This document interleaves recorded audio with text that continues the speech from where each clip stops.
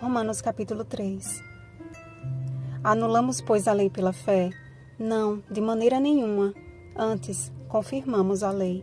Versículo 31. Numa espécie de monólogo de perguntas e respostas, Paulo dá início a um de seus mais enigmáticos discursos. Muitos têm usado estes e outros textos de Paulo, a fim de sustentar teorias que descaracterizam a doutrina da justificação pela fé, tornando-a um pretexto para desconsiderar o que Deus prescreveu com o seu próprio dedo. Êxodo 31:18. Pedro, divinamente instruído, nos advertiu sobre estes enganos. Como igualmente o nosso irmão Paulo vos escreveu, segundo a sabedoria que lhe foi dada, ao falar acerca destes assuntos, como de fato costuma fazer em todas as suas epístolas, nas quais há certas coisas difíceis de entender, que os ignorantes e instáveis deturpam, como também deturpam as demais escrituras, para a própria destruição deles. 2 Pedro 3, do 15 ao 16. É mister, portanto, que tenhamos muito cuidado e façamos uso de minucioso estudo das epístolas de Paulo, com toda a humildade, a fim de que o Espírito Santo seja a nossa única influência. Como doutor da lei e instruído na escola dos fariseus, Paulo possuía uma linguagem peculiar. Não que a finalidade fosse de que seus escritos se tornassem livros de difícil compreensão.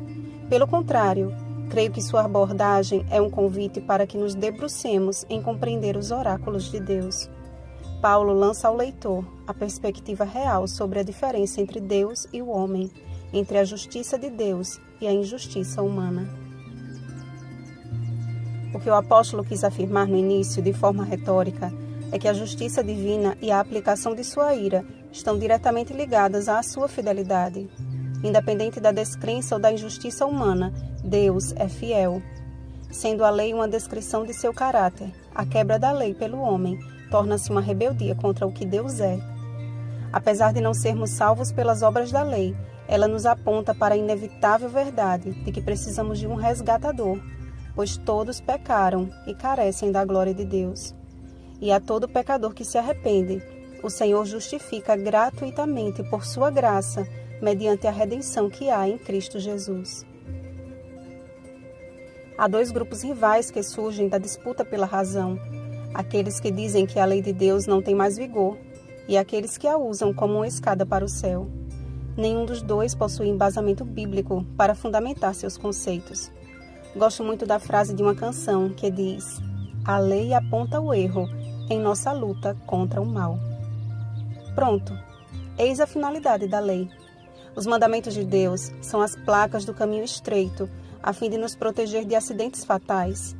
Como disse um pregador, nós não guardamos os 10 mandamentos, são os 10 mandamentos que nos guardam.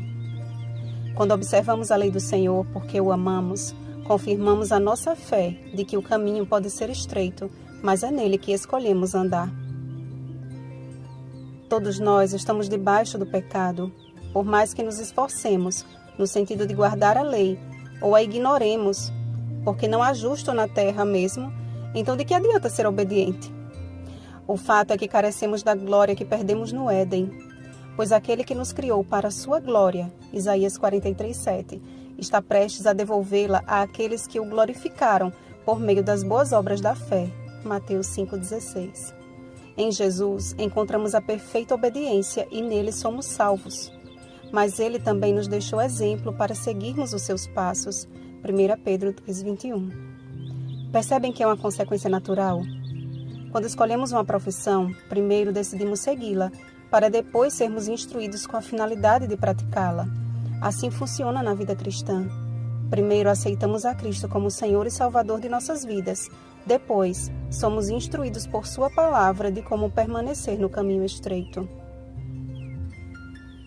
Concluímos, pois, que o homem é justificado pela fé, independente das obras da lei. Mas isso não significa anular a lei pela fé, mas confirmá-la através de uma vida entregue à vontade de Deus. Então, seremos como a luz da aurora, que vai brilhando mais e mais, até ser dia perfeito. Provérbios 4:18. Bom dia, justificados pela fé em Cristo Jesus. Rosana Garcia Barros.